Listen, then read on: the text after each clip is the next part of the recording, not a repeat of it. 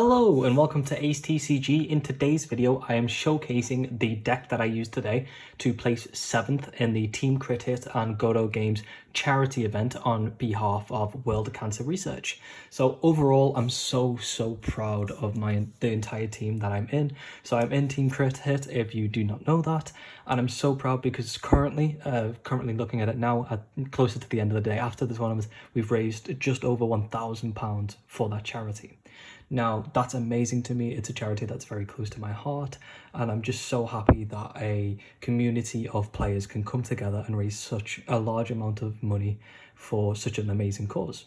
Now that I've got the very nice things out of the way, let's talk about how I'm a little bit of a degenerate and I played a very dirty deck.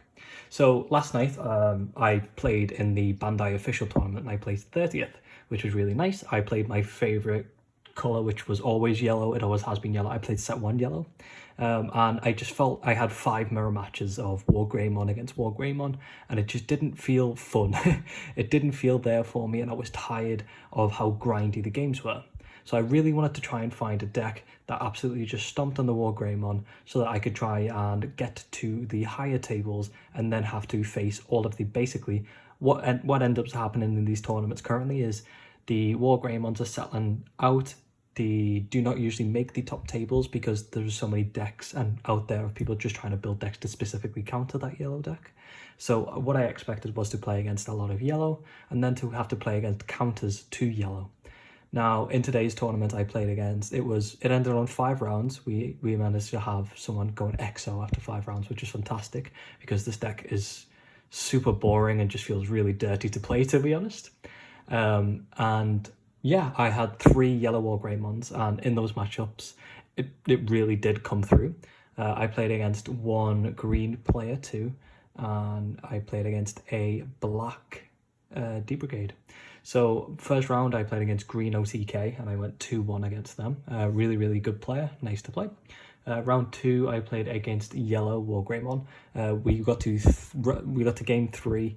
And he had 1 card left in deck, and I just didn't have any recovery at all. I think I still had 3 Magna Jamal still in deck, so he managed to take that one, steal that one.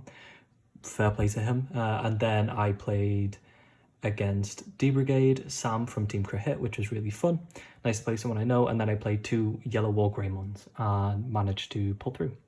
So yeah, if it isn't already thingy by the title, I played McDonald's deck. I played I think someone called it like a veggie burger or something, because it's kind of zoo, it's kind of McDonald's, and it's a lot of recovery.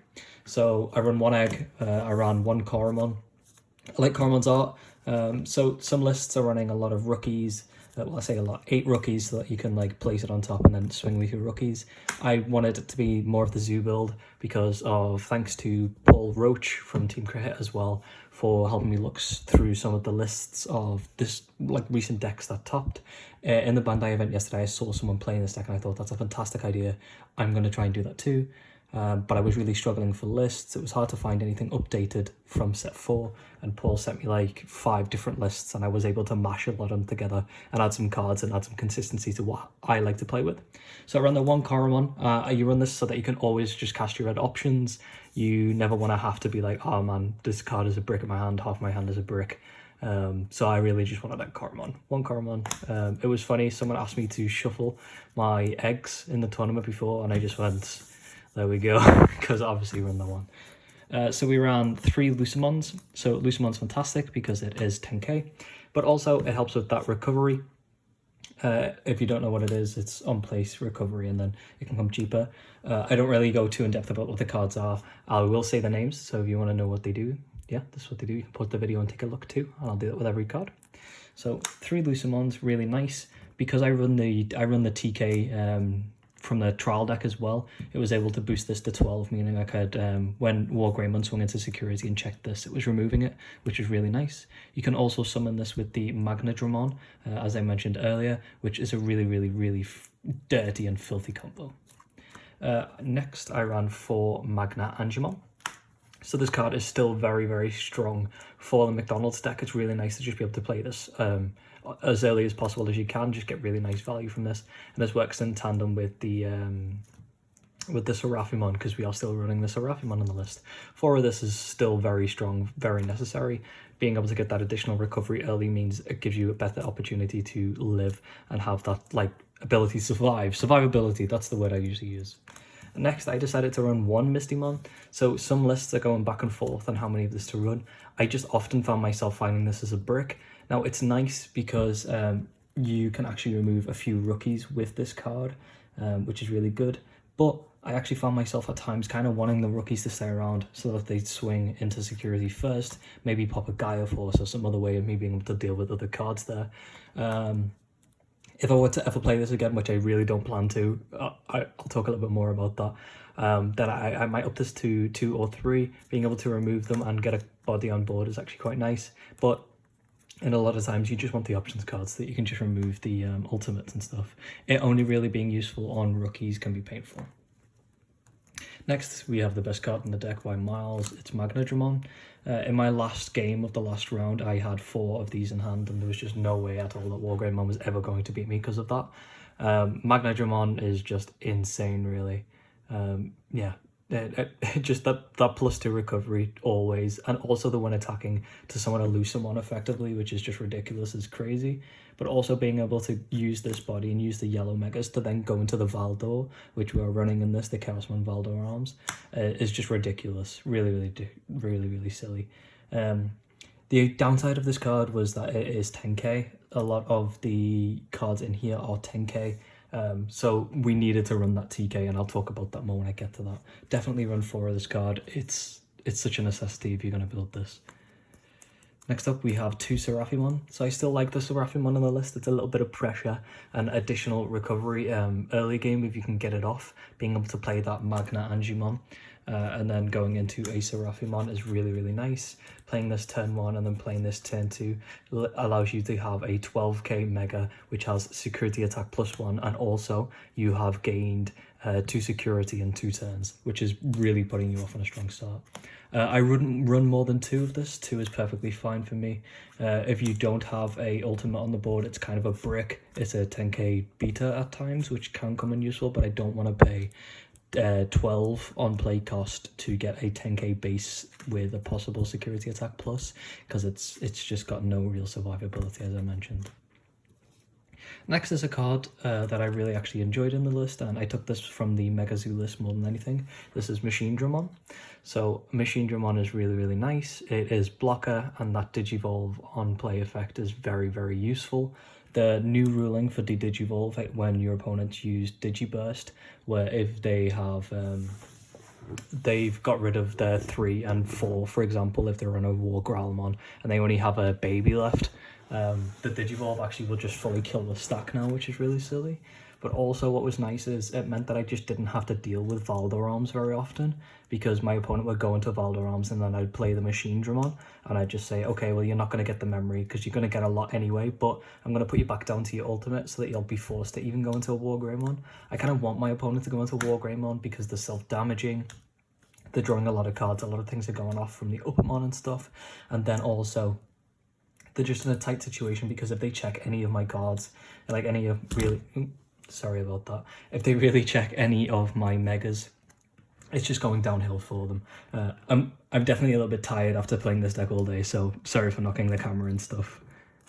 Next, we ran 3 Puppetmon. So in the Mega Zoo list, they ran this a lot, and this is perfect because of the next card that you can see, Volar Arms. So being able to play a Puppetmon, rest your opponent, really saved me a lot of times, because they would overextend because they think, oh, I've got game next turn anyway, this deck doesn't run blockers, and unless he has a lot of recovery, then he's in a tough situation. So I'd Puppetmon, they'd be like, oh, fuck, okay. And then I'd go into play some things, and then I'd go into Volar Arms and just wipe the board. I'll get rid of the critical key pieces that are going to cause me issues. And it was really nice in the deck because they would consistently remove my yellow things. They don't want to keep that Magnetroman around because they're very worried about the effect to summon the Lucamon for free. So being able to have that Puppetmon is really nice. Yeah, I didn't really use it for the memory. I didn't want to attack. What I would do is sometimes attack a rested unit with it first, gain a memory, and then Volar Arms to be able to wipe the board fully, which was really nice. Next, speaking of the devil, we have 4 Chaos Volar Arms. I have a lot of targets for this, being 6 yellow megas and 3 green, so 9 targets, so 4 was definitely necessary.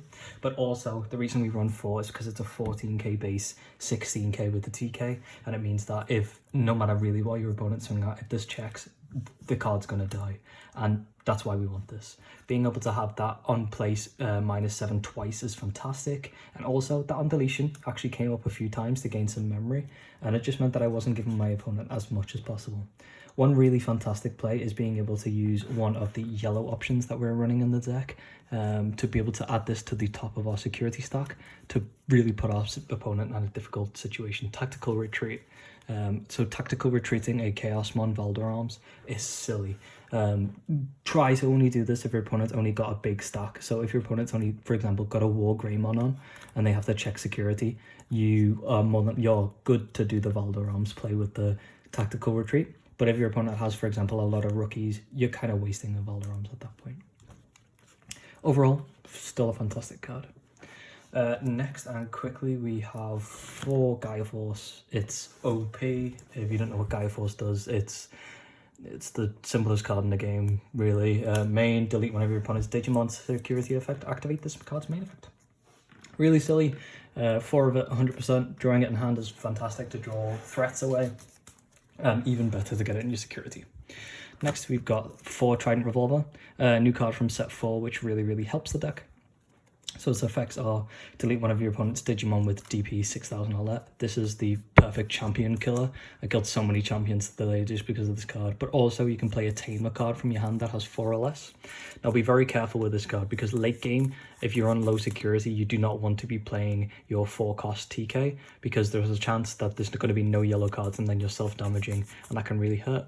But being able to play the trial deck TK with this card is really nice because then you're not paying the 2 for it and that comes in useful. Also, checking this at times when it's in security just is, again, really useful.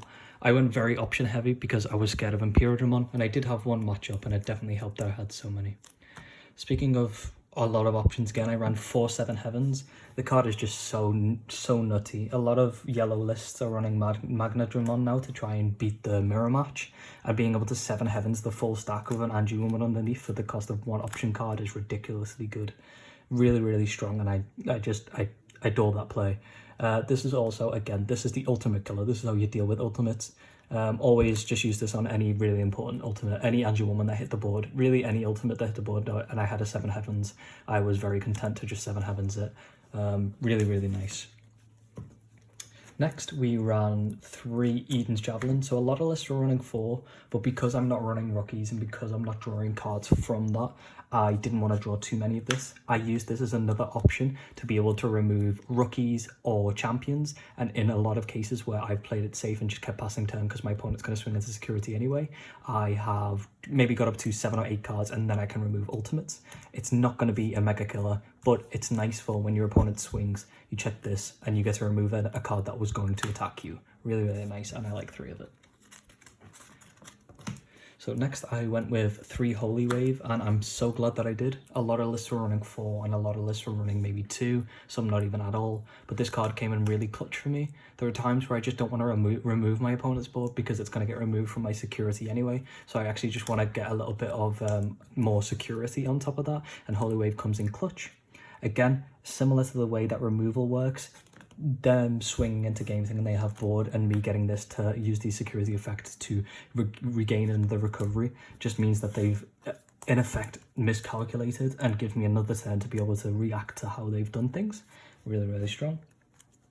Next, we ran 2 Tactical Retreats. So this is the card that I was just mentioning with the Volar Arms play. Really nice because you can put pretty much any of your megas, and that effectively just means that that's going to become, like, because the most megas are 10k in this deck, it just means you put that there, and if you have the trial deck TK out, they're all hitting for 12, and War Greymon's just going bye-bye if it swings in. This works fantastically for the same reason as Holy Wave does, because it has the security effect of trigger recovery +1. Really nice, and does the same thing. So 5 recovery options really felt fantastic for me in that situation. Next, for my Tamers, and to finish off the actual list, I ran 3 of the TK and 3 of the TK. So they obviously have the same name. This is the TK from the trial deck, and this is the TK from set 1. So this TK is really nice still. Being able to set my memory to 3 means I'm giving my opponent less memory if I want to use Magna Jamal, my ultimate, for example. And also just being able to look at actually what's in my security stack allows me to think of what I need to be doing with my plays. Really, really, really strong in this deck, especially when you have so much security just going in and being able to look at it. Be very careful about this card because you run a lot of colours outside of yellow. If you take a colour outside of yellow, you self-damage, you do not gain that recovery. Really, really be careful with that. It can lose you games if you security check this and then you don't have a yellow card there. Really scary, but still very fantastic overall. And the tamer for the day for me was 100% this TK. I specifically decided to go with this and not, well, this is mainly why I wanted to run just the 1 red egg and didn't go with the baby side of it, is because I really just thought Wargreymon is 11k, sometimes 12k if it has the ultimate underneath it, the Wargreymon, and being able to put all of my megas up to 12,000 plus meant that there was no way that it was surviving after that first attack. Really, really useful.